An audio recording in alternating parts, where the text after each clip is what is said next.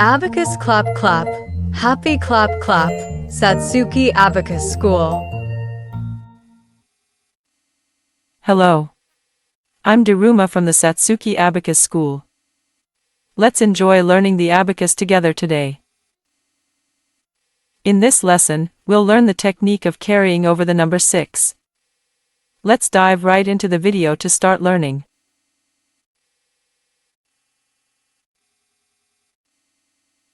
In this lesson, we'll focus on learning the technique of carrying over the number 6. First, let's check the partner number. The partner for 6 is 4. When you can't add 6 directly, subtract the partner and add 1 to the next column. When you can't add 6, subtract 4 and add 1 to the next column. Now, let's move on to the problem, 7 plus 2 plus 6. First, add 7. Next, add 2. Then, try to add 6, but you can't add 6 directly. When you can't add it, subtract the partner number and add 1 to the next column. The partner number for 6 is 4. So subtract 4 and add 1 to the next column. The answer is 15. Let's move on to the next problem, 4 plus 6 plus 8.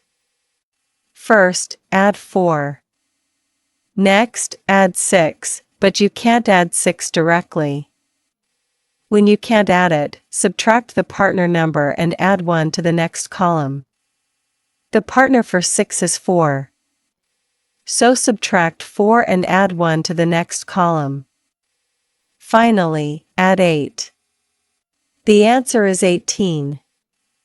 Now for the last problem, 9 plus 6 plus 3. First, add 9. Next, try to add 6, but you can't add 6 directly. When you can't add it, subtract the partner number and add 1 to the next column. The partner number for 6 is 4. So subtract 4 and add 1 to the next column. Finally, add 3.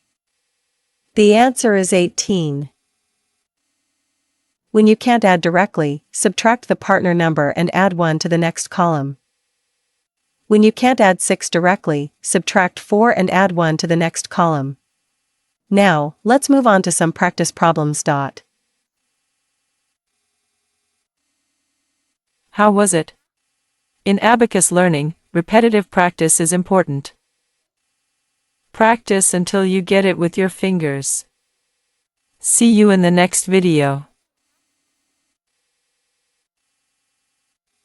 Abacus, abacus, clap clap clap, Satsuki's abacus, clap clap clap, Satsuki Abacus School.